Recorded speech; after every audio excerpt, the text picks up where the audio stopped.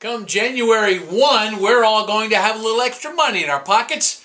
I'm Bob Gosselin from Gosselin Realty. This is your weekly West Orange County Real Estate Report for the week ending July 26th. An extra charge on property insurance and auto insurance policies to cover claims paid for the 2004-2005 hurricane seasons will end January 1.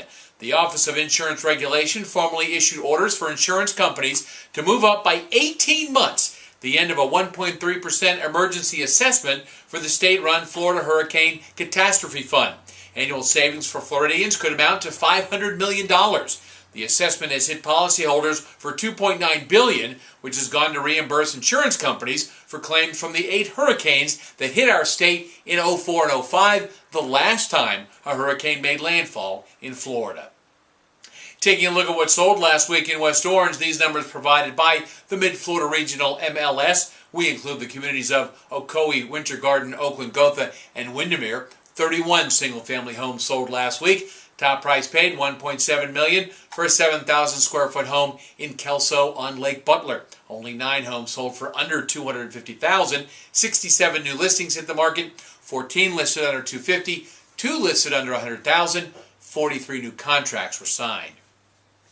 By mid-March next year, West Orange residents should be able to enjoy a new shopping experience in downtown Winter Garden. We've been talking about this project for a couple of months now. The developers of Plant Street Market, located just west of City Hall, have begun asbestos removal and demolition of the dilapidated Shady Hill Garden Apartments. In its place, a $3 million retail development whose tenants already include Crooked Can Brewing Company, Axum Coffee, and Euro Bake World.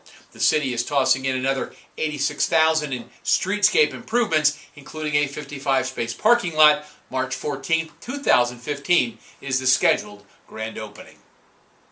A record 57 million Americans, 18% of the U.S. population, lived in multi-generational households in 2012, according to an analysis by the Pew Research Center. The rate is up over 17% from 2011 and has risen dramatically.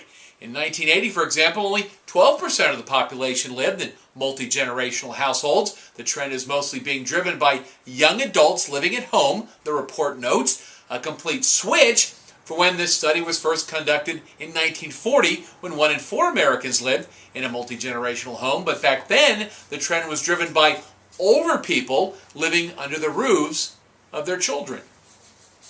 Real estate experts say they see first-time buyers committing the same mistakes time and again in the current market and losing homes. The 3 biggest mistakes, according to experts at CNBC, number 1, they're unprepared to compete against all-cash offers. Buyers need to be ready to make a quick decision if their housing market is heating up. Get your financing secured, pile up your down payment, and don't dawdle, lest a cash buyer come in and get your house. Number 2, they place a car or other large credit purchase ahead of the home. Lenders are looking for reasons to not lend you money. That's one that will send them running in the other direction. And number 3, buyers rely too much on online home values. Some real estate websites are giving buyers a false sense of home values. Home buyers can get the best feel for the market by working with a real estate agent and driving around neighborhoods. That way they can get a sense about homes that may be less valuable or even more valuable than suggested online.